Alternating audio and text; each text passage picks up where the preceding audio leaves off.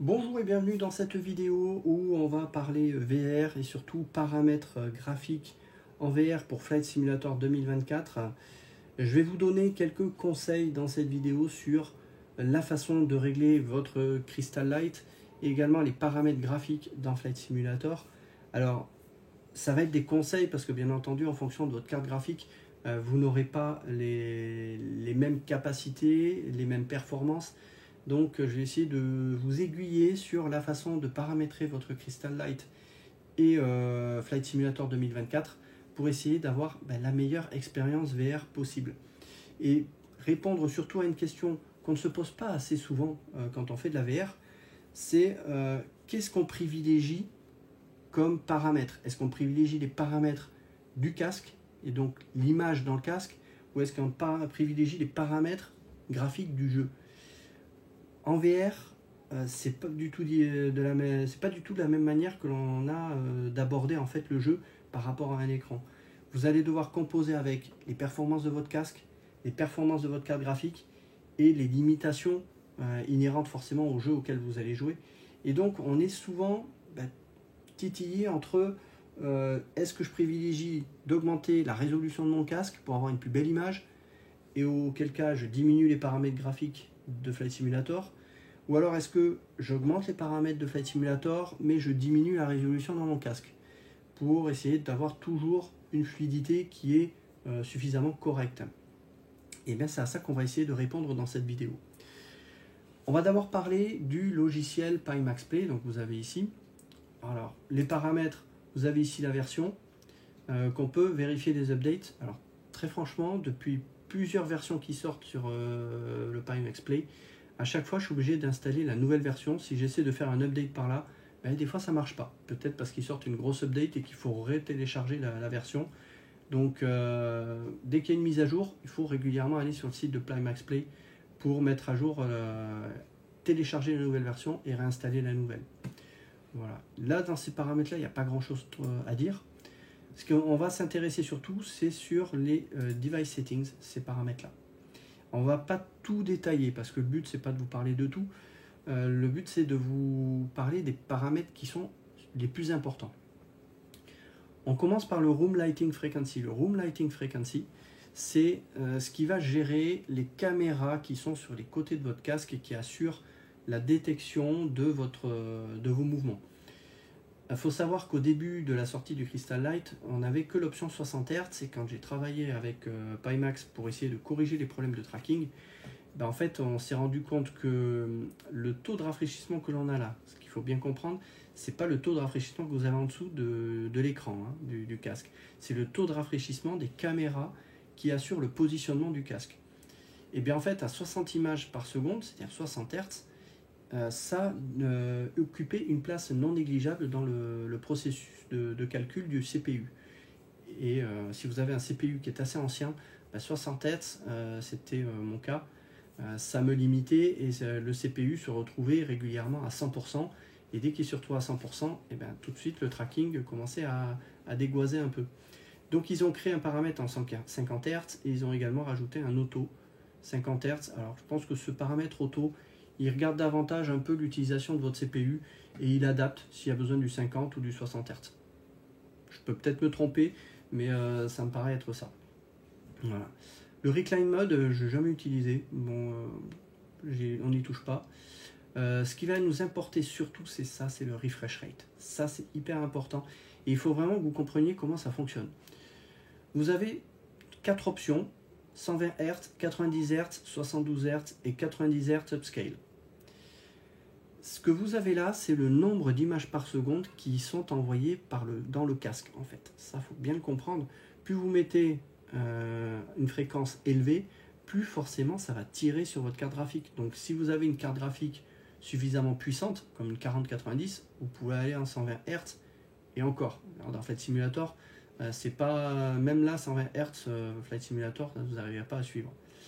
90 Hz, on verra, c'est la bonne moyenne. Je vais vous en parler un peu plus en détail après. 72 Hz, c'est un paramètre que Pimax a rajouté de façon à faire en sorte qu'il y ait moins d'images par seconde qui sont envoyées dans le casque et que ça permette de diminuer la charge du processeur graphique. Et le 90 Hz, c'est quelque chose qui a été rajouté surtout à destination de ceux qui ont des RTX assez anciennes, du genre des RTX 3080. Vous allez avoir donc une résolution qui est dégradée, qui est équivalente à celle d'un HP Reverb G2, qui est, soit dit en passant, déjà bonne. Et en fait, votre carte graphique va calculer une image qui est on va dire en nombre de pixels équivalente à un HP Reverb G2, et il va l'upscaler quand l'image va être envoyée au casque. C'est-à-dire que vous allez peut-être avoir dans le jeu 45 images par seconde, mais ce qui va être envoyé au casque, ça va être 90 Hz, mais la résolution sera moindre. Alors je l'ai testé avec ma 4070 Ti Super, et très franchement, je l'ai abandonné. Pourquoi? Parce que ma carte graphique permet d'aller plus loin en termes de résolution, ce qui fait que ce paramètre-là, dans mon cas, ça occasionne une dégradation de l'image qui est assez importante. Donc c'est beaucoup plus flou, et le casque Crystal Light, il est vraiment capable d'envoyer une image qui est nettement meilleure que ça. Donc si vous êtes limité par votre carte graphique, vous n'aurez peut-être pas le choix d'utiliser ça. Mais il faut savoir que ceux qui passent sur le Crystal Light avec une 3080, ben même avec ce paramètre-là, quand ils mettent le casque pour la première fois, ben ils sont impressionnés par la qualité d'image. Donc c'est dire que la qualité d'image, elle est quand même meilleure que d'autres casques, même avec ce paramètre-là, si vous avez une carte graphique qui est assez faible. 72 Hz, je l'ai un peu utilisé à certaines périodes. Je l'ai abandonné. Pourquoi? Parce que, alors, je ne sais pas si c'est vraiment lié à ça, j'avais régulièrement des artefacts qui apparaissaient, donc des espèces de carrés qui apparaissaient sur l'image ponctuellement. Alors ça durait une fraction de seconde, mais ça revenait plus ou moins vite. Et en fait, ce problème-là, je ne l'ai pas en 90 Hz. Voilà. Donc on a, visiblement, quand on descend en 72 Hz, le fait de descendre en fréquence, bah, ça occasionne quelques petites problématiques graphiques que l'on n'a pas en 90 Hz. Donc 90 Hz, ça reste un bon compromis. Alors vous allez voir que, en fait, quand on dit 90 Hz, c'est-à-dire donc 90 images par seconde dans le casque, ça ne veut pas dire que Flight Simulator est à 90 images par seconde. On va voir, faut là encore séparer ces deux choses, le nombre d'images par seconde du jeu et le nombre d'images qui est envoyé dans le casque. Voilà. On va en parler justement maintenant. Alors, dans l'onglet Games, vous allez avoir des paramètres, vous allez choisir le jeu que vous avez et vous allez sélectionner des paramètres prédéfinis pour chacun des jeux. Alors attention, Flight Simulator 2024 n'est pas reconnu par Pimax Play. Alors pourquoi, je ne sais pas. Quoi qu'il en soit, si je mets Flight Simulator ici, ça n'est pas Flight Simulator 2024 que je vais avoir comme réglage, ce sera le Flight Simulator 2020. Donc pour les paramètres de Flight Simulator 2020, il faut utiliser le Common Settings, donc les paramètres généraux. Voilà. Le premier paramètre qu'il va falloir regarder et qu'il faut bien comprendre, c'est ça, c'est le rendu de qualité. Vous allez en avoir plusieurs, low, medium, high. Alors, vous avez ce paramètre-là, c'est le pourcentage de résolution que vous allez avoir dans le casque par rapport à la résolution native du casque. Si je me mets à 1, ça veut dire que j'ai 100% de la résolution du casque qui est calculée par la carte graphique et envoyée dans le casque. Voilà. Donc vous allez avoir 2880 par 2880 pixels par œil, donc x2. Ce paramètre-là, à 1, pour l'avoir testé, je l'ai testé avec ma RTX 4070 Ti Super, j'ai été impressionné par la qualité d'image. Franchement, c'est bluffant. C'est ce qui m'a le plus surpris, c'est les effets de réflexion que vous pouvez avoir des lumières sur les avions, sur les carlingues. Vraiment, quand vous êtes dans Flight Simulator, que vous arrivez devant votre avion pour faire vos missions, vous faites le tour de votre avion et en rendu qualité à 1, mais c'est hallucinant, c'est photoréaliste. C'est impressionnant la qualité, vous voyez les moindres rivets, les moindres détails sur la toile de votre aile, c'est sublime. Le problème, c'est qu'il y a tellement de pixels qui sont calculés que ça va fortement impacter votre nombre d'images par seconde. Et moi, je tombais à peu près à 30 images par seconde avec des paramètres en bas dans Flight Simulator. Et à 30 images par seconde dans le casque, c'est pas suffisant. Il faut quand même avoir plus d'images par seconde si vous voulez une expérience fluide. Et donc, j'ai dû revoir un peu mes prétentions et diminuer ce paramètre-là. Ce que je savais, c'est que si je me mettais à 0.9, c'est vraiment le paramètre que j'utilisais auparavant dans Flight Simulator 2020, j'ai une superbe qualité d'image quand même. Alors, moins flagrante au niveau de la réflexion. Néanmoins, vous avez une très bonne fluidité. J'arrivais avec ce paramètre-là à conserver 45 images par seconde parfaitement stable dans Flight Simulator 2024.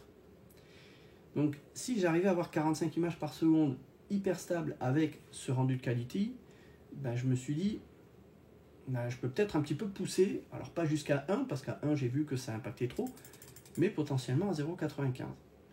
Et ça marche bien, 0,95, ponctuellement ça descend quand même à 35, 38 images par seconde, ça fluctue, voilà. Donc je pense que pour moi, dans ma configuration, avec la 4070 Ti Super, à 0,93, 0,94, les performances sont tout à fait honorables, même si on verra qu'il y a quand même beaucoup de paramètres dans Flight Simulator que j'ai dû diminuer. Mais l'expérience VR, elle est excellente.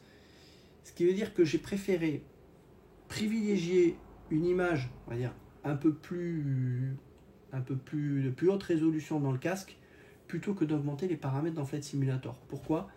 Parce que j'estime que le Crystal Light, il est capable de vous montrer tellement de détails que même quand vous êtes avec des paramètres bas dans Flight Simulator, ben le simple fait d'augmenter la résolution de votre casque, vous allez voir des détails que vous ne voyez pas auparavant.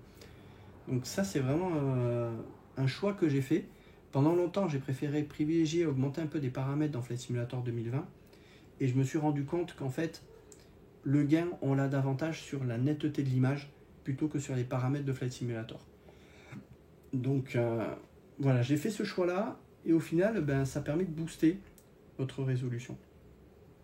Le rendu foveal fixe, alors j'ai pas vu de différence trop entre les deux, j'ai fait le choix d'utiliser celui-là, le Pimax Central Priority Rendering, et au niveau des préférences, j'ai privilégié la performance. Voilà. Par contre, ce qui est hyper important dans Flight Simulator, c'est ça, le Lock to Half Framerate.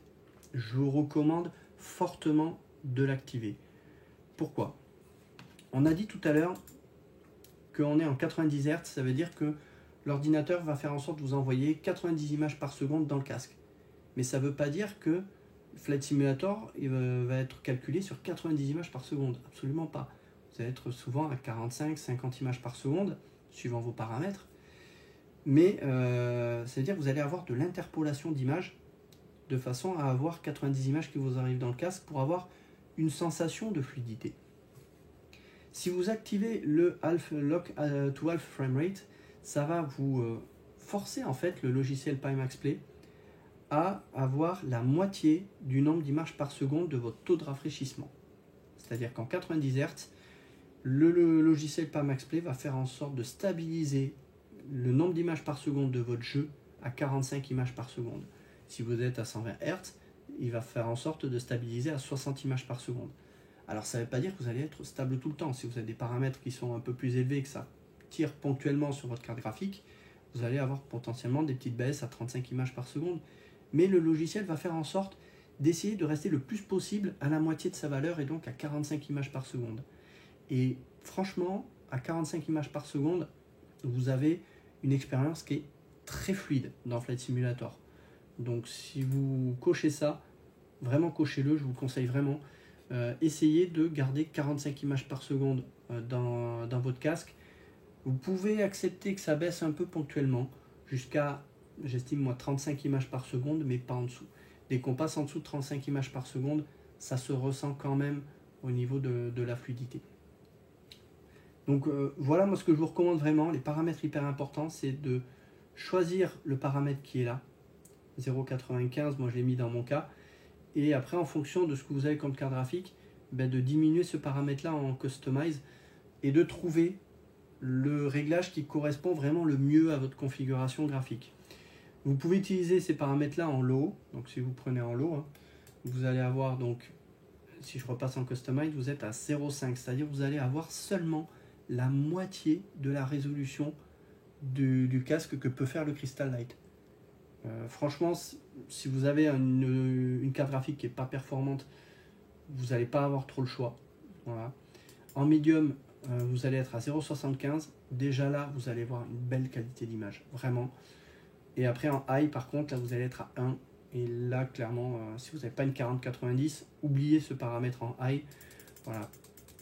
Essayez, si vous avez une 4070, testez d'abord le paramètre 0.9 et déjà là je pense que vous aurez un bon compromis avec bien sûr le rendu foveal fixe en performance et ça qui est coché. C'est vraiment ce que je vous recommande. Partez de cette base là et en fonction de si vous arrivez à stabiliser votre paramètre d'image par seconde à 45, si vous voyez que ça reste bien stable, ben là vous pouvez essayer de tester, d'augmenter un petit peu plus.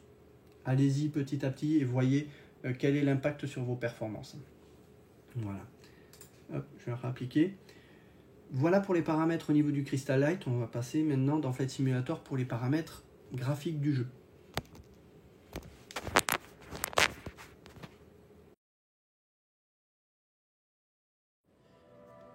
Alors, nous voici dans Flight Simulator 2024. On va aller voir donc les paramètres que j'ai sélectionnés. Alors attention, quand vous voulez paramétrer les paramètres en VR, ne prenez pas l'onglet général graphisme. Ça, c'est vraiment ce que vous allez utiliser comme paramètre quand vous jouez sur écran et non en VR. Pour les paramètres en VR, il faut aller dans la partie VR, graphisme VR. Il faut aller vraiment là-dedans.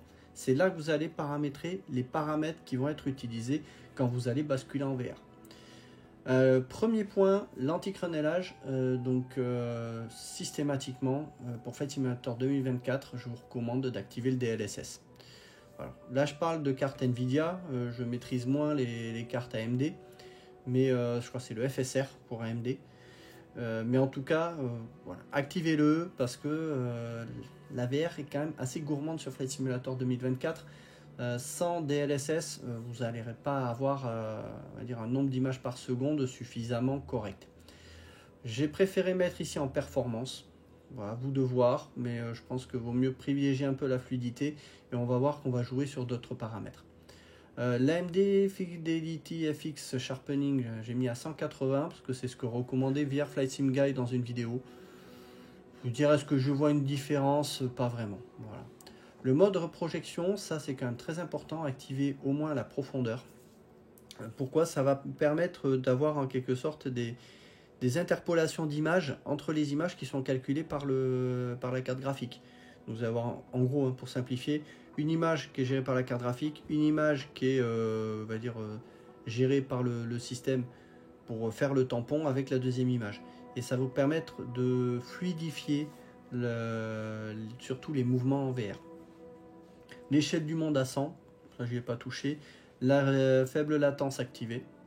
Les paramètres dynamiques, ça c'est bien important, c'est très important de comprendre comment ça fonctionne.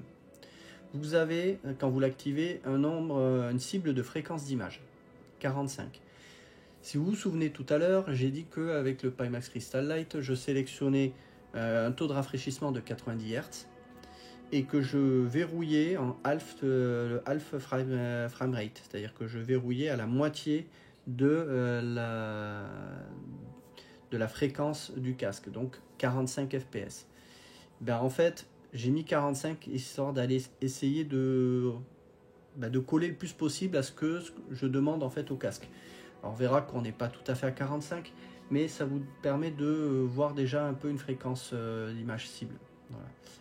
La qualité du rendu global, alors, je réactive, voilà.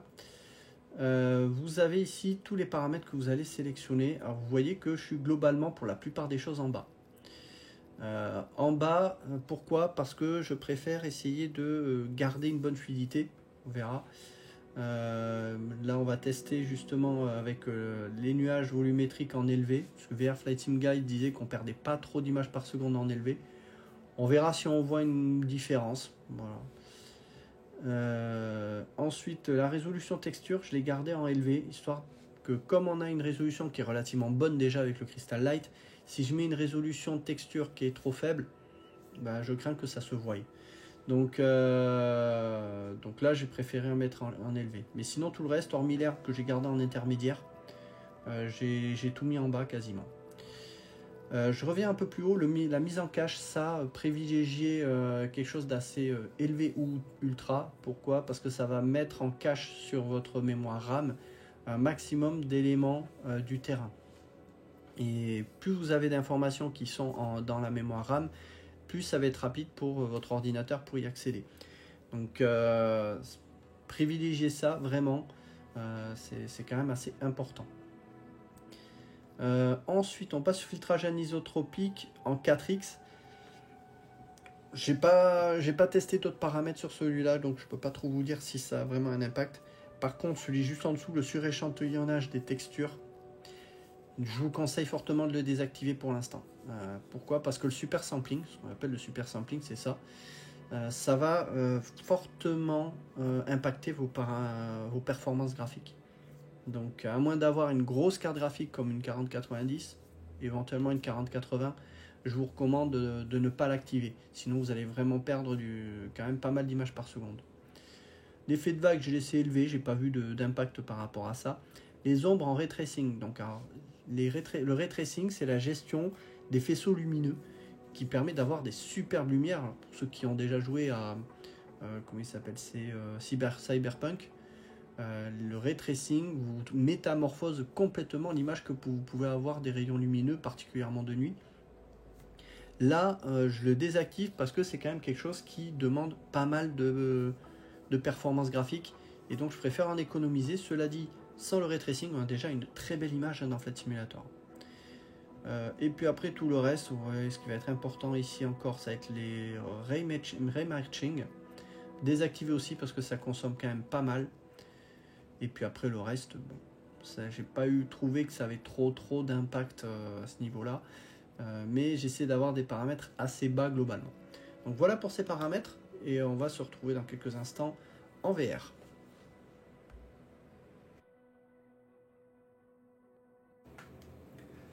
Alors nous voici en VR, on n'est pas encore dans le jeu, enfin du moins dans l'avion. Vous allez comprendre pourquoi, parce que je vous explique quelque chose quand même un petit peu avant. Dans Flight Simulator 2020, j'entrais systématiquement en VR une fois que j'étais dans l'avion. C'est-à-dire quand j'avais lancé le jeu, seulement une fois que j'étais dans l'avion, je basculais en VR. Sur Flight Simulator 2024, eh ben, je fais en fait le contraire. Je rentre en VR quand je suis encore dans les menus du jeu, comme on le voit ici. Pourquoi? Parce qu'en fait, il y a un paramètre visiblement, c'est le HDR qui fait ça. Lorsqu'on bascule en VR, alors ça ne le fait pas avec certains casques visiblement, mais avec le Pimax Crystal Light, moi ça me le fait. J'ai une fenêtre noire qui s'affiche en plein milieu de ma vision. Donc je vois en fait les bords, le cockpit sur les bords, mais devant moi je vois un écran noir. Autant dire que c'est hyper désagréable et c'est injouable. Donc j'ai pas fait d'autres tests depuis, mais visiblement quand je rentre en VR dans les menus, ça paraît être beaucoup plus stable. J'ai pas ce souci d'écran noir. Voilà. Donc on va lancer le jeu. Hop.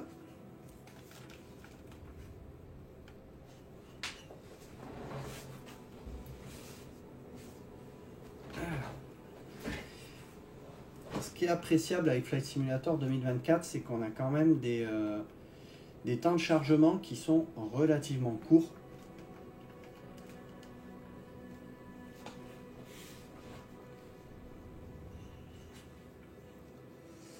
Voilà. Donc là, on est encore en fenêtré. Et là, on arrive en VR dans le casque.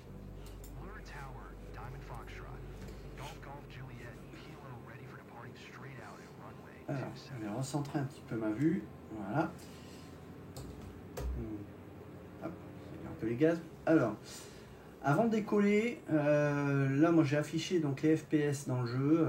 Je vais vous expliquer un petit peu après. Malheureusement, je ne pourrais pas vous l'afficher parce que c'est avec OpenXR Toolkit. Et quand je fais la capture d'écran, la capture vidéo, ça ne prend pas l'écran qui ne s'affiche que dans le casque. Donc, je vais vous décrire un petit peu ce que j'aurai comme menu et ce que j'ai comme paramètres dans OpenXR Toolkit. Au sol, j'ai actuellement 35 images par seconde. Alors vous allez me dire, mais j'avais réglé une cible de 45 images par seconde. Donc, on est un peu en dessous. C'est normal, quand on est au sol, il y a des textures qui sont beaucoup plus détaillées. Quand vous voyez là, ce que je regarde au sol sur la piste, on a des rustines. On a les textures sont beaucoup plus détaillées quand on est proche du sol, il y a beaucoup plus d'herbe. Ce qui veut dire que vous aurez systématiquement moins d'images par seconde quand vous êtes au sol que quand vous êtes en vol. On va voir que ça va un petit peu s'améliorer quand on sera en vol. Là, je m'attends à être aux environs de peut-être 40 images par seconde une fois qu'on sera en vol. entre 38 et 40 je pense. Donc soyez pas surpris, c'est tout à fait normal. Voilà, donc on va décoller et je vais vous parler après des paramètres OpenXR. Lâchez les freins. Hop.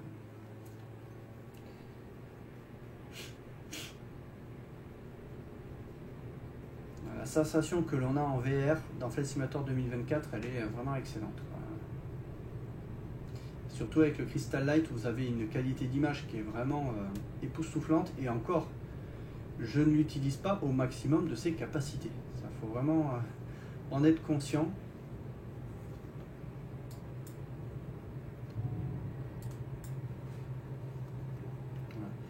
On a vraiment des effets de lumière et de couleurs qui sont extrêmement réalistes. Pour avoir volé étant jeune à Biarritz, j'ai commencé à piloter à Biarritz, vraiment ce que l'on voit dans le casque, c'est vraiment ce que l'on voit en vrai. Hein. Quand on regarde les montagnes au fond, c'est extrêmement saisissant de réalisme. Voilà. Les images satellites sont toujours un poil plus floues. Mais on a les bâtiments, si je regarde dehors, les bâtiments, tout est net. Hein. Les bâtiments sont super nets. Le lac Marion, là, que je connais bien, j'allais souvent courir là.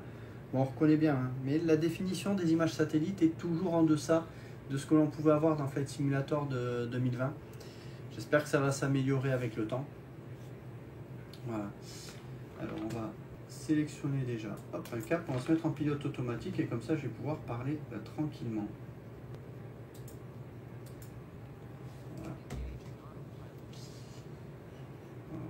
3. Donc, on va parler de... Je suis un petit peu la buée sur le casque. Début d'utilisation, attends, ça va un petit peu de buée. Voilà. Donc, pour accéder à OpenXR Toolkit, vous allez faire CTRL F2. Et là, vous ne voyez pas l'image, je vous mettrai une image pour vous montrer un peu à quoi ça ressemble. Ce menu. C'est un menu un peu gris sur des écritures en violet avec plusieurs onglets Performance, Appearance, Inputs, System, Menu. Alors, ce qui nous intéresse surtout, c'est le menu Performance. Ce menu Performance, c'est là que vous allez afficher, ça on m'a déjà posé la question dans certaines de mes vidéos, comment j'affichais le nombre d'images par seconde dans le casque. Et bien tout simplement avec OpenXR Toolkit, vous faites donc CTRL F2 pour afficher le menu.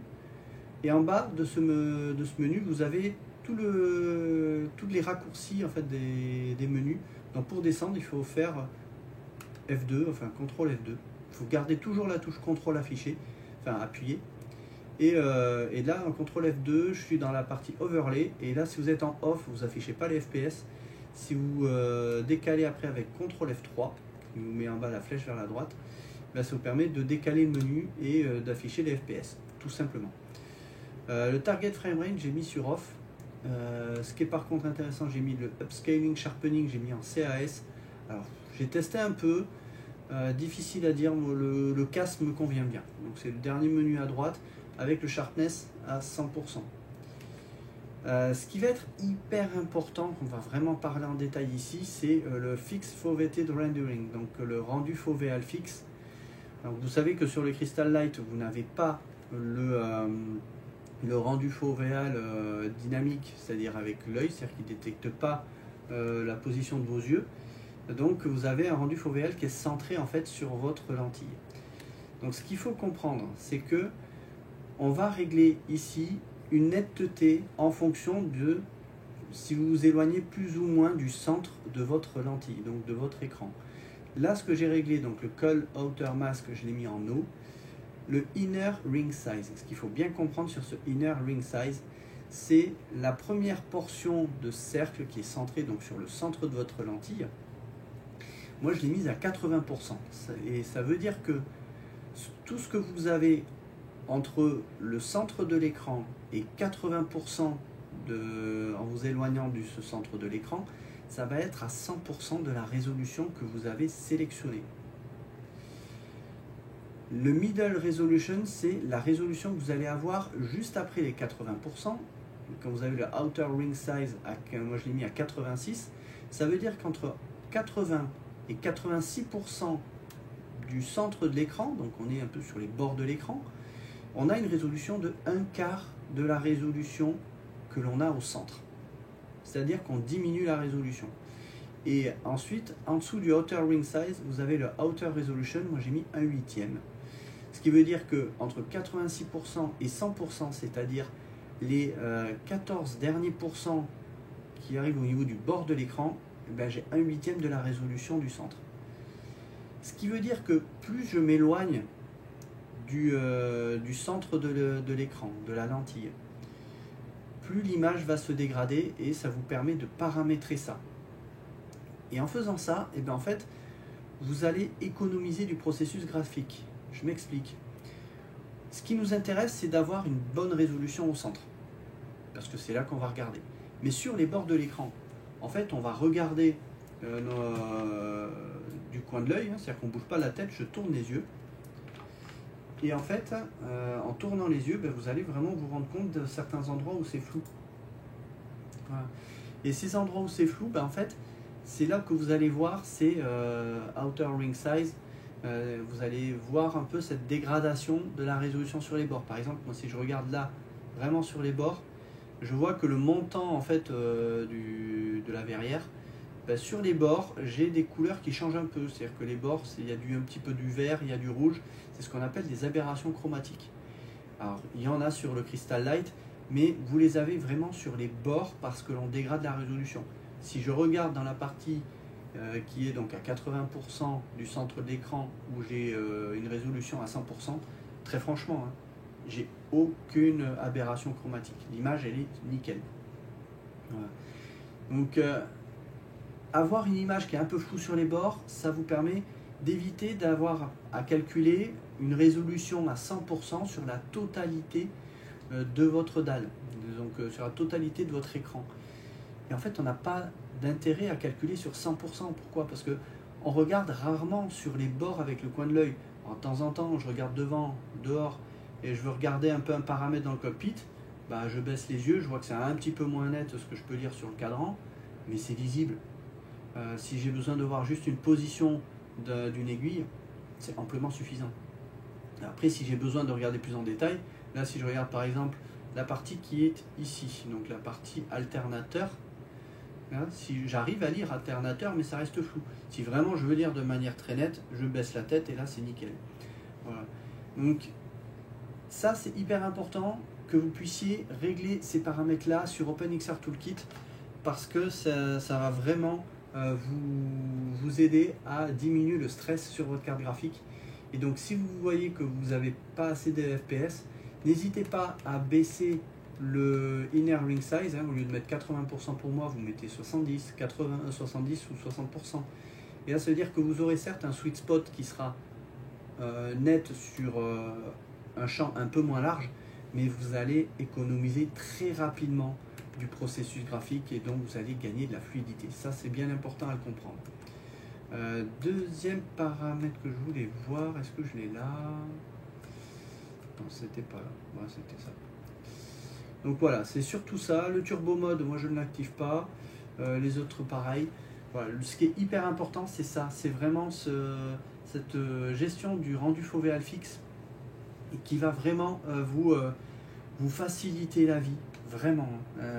N'hésitez pas à aller là-dedans. C'est dans les paramètres d'OpenXR Toolkit. Et vous allez voir une grosse différence dans la fluidité que vous allez avoir en VR. Voilà, donc avec ma 4070 Ti Super, vous voyez là, bon, je suis toujours à 35 images par seconde. Bon, je suis assez bas hein, finalement, mais si je monte, je pense que je peux gagner quelques images par seconde. En tout cas, voilà, c'est très fluide. À 35 images par seconde, c'est nickel. J'ai rien à redire. C'est très beau.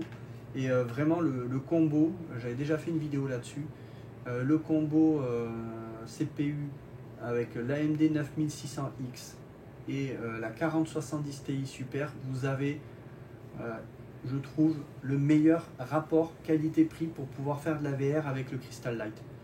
Vraiment, c'est une super configuration. Alors oui, on a des paramètres qui sont certes baissés au niveau de Flight Simulator. Le casque ne tourne pas à sa résolution native puisqu'on n'est pas à un rendu qualité de 1, mais on a quelque chose qui est au niveau expérience, c'est fantastique. Vraiment, C'est un très très bon compromis et je pense que vous pouvez arriver à tourner sans aucun souci en fait ce Crystal Light avec une 4070. Alors en baissant potentiellement un peu la résolution du casque, hein, au lieu de mettre les paramètres que j'ai mis, vous les baissez un petit peu à 0.9 et à mon avis ça marche très bien. Vous mettez les mêmes paramètres graphiques que ce que j'ai mis, les mêmes paramètres OpenXR à 80% sur le inner ring size, ça sera très bien.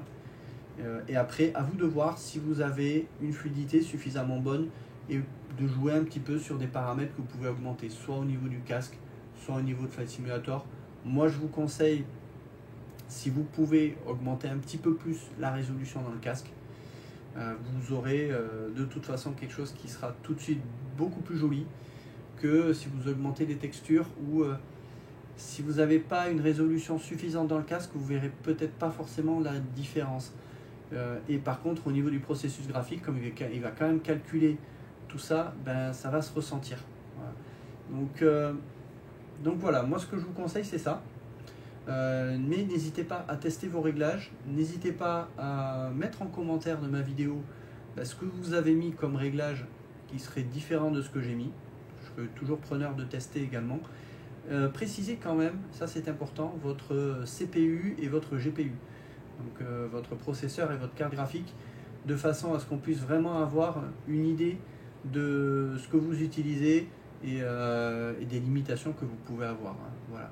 En tout cas, pour l'instant, avec cette 4070 Ti Super, c'est vraiment un bon compromis en milieu de gamme pour la VR dans Flight Simulator 2024 avec le Crystal Light. Vraiment. Si vous avez un Quest 3, la 4070 Ti Super donnera de très bons résultats, mais 4070 fera très bien le taf, ce ne sera pas un souci. Mais voilà, pour le Crystal Light, il faut quand même une bonne carte graphique parce que vous avez quand même un nombre d'images, un nombre de pixels qui est quand même assez élevé. 2880 par 2880 pixels par œil, donc ça fait quand même une grosse capacité de calcul. Mais on sent quand même que Flight Simulator est quand même plutôt bien optimisé au niveau de la VR. Il y a moyen de faire mieux, ça je n'en doute pas. Mais pour un jeu qui est, on va dire, à son lancement, hein, et qui n'a même pas eu beaucoup de patchs pour l'instant, et les patchs, je pense que ça corrige pas trop des problèmes de VR que l'on a pour l'instant. Mais c'est très fluide, même si on a encore des retours bureau. Est-ce que c'est lié à la VR ou à la stabilité du jeu? Ça, je ne saurais pas dire. Mais parfois, oui, il y a des petits retours bureau, mais rarement. Moi, j'ai pas eu de retour bureau en vol. J'ai eu des retours bureau à la fin du vol, quand je sortais du vol, que je revenais dans le menu principal. La bascule entre le jeu et le menu principal, visiblement, ça posait un peu souci. Voilà, là on voit vraiment, on a des textures au sol avec le sable. On voit que c'est vraiment ça a l'air d'être des textures. C'est très beau. Dans la plage d'Hendaye, c'est magnifique. Donc voilà pour ce que je peux vous conseiller au niveau des réglages pour ce Pimax Crystal Light avec une RTX 4070 Ti Super. C'est une très belle expérience. Franchement, par rapport à Flight Simulator 2020, oui, on a quand même une belle expérience. On espère que la résolution des textures satellites s'améliore. Et là vraiment on pourra en profiter encore plus. Mais en tout cas là, ce que l'on voit dans le casque, la netteté des bâtiments, elle est nickel. Voilà, vraiment, on peut vraiment voir l'intérieur des rues, c'est nickel. C'est juste que la résolution des textures mériterait d'être bien meilleure parce que là c'est vraiment c'est assez faible. Voilà. Et regardez-moi en plus ces effets de lumière que l'on a dans les vallées. Vraiment, ce qui surprend dans Flight Simulator 2024, c'est ça. C'est la gestion des lumières. Le terrain est beaucoup plus réaliste en termes de couleur, en termes de luminosité que ce que l'on pouvait avoir sur le 2020. Et c'est vraiment une expérience qui est fantastique. Vraiment, foncez la VR si vous n'avez pas encore essayé. On arrive à un niveau de VR aujourd'hui qui est vraiment c'est assez impressionnant et ça ne va que s'améliorer dans les prochaines années. Donc vraiment allez suivre un petit peu l'actualité de la VR parce qu'il y a des choses qui se préparent avec le Pimax Crystal Super. Ça va être assez fantastique. Mais pour l'instant, je vais rester avec mon Crystal Light pour une raison simple. C'est que le Crystal Light, je ne l'utilise déjà pas au maximum de ses capacités.